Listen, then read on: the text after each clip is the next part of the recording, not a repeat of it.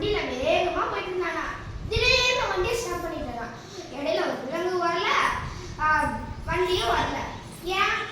ஏன்னா அவனோட வீர் வந்துடுச்சு.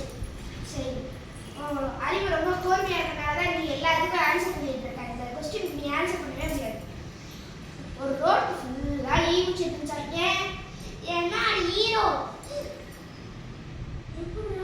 சரி பாய், நாளைக்கு பார்க்கலாம்.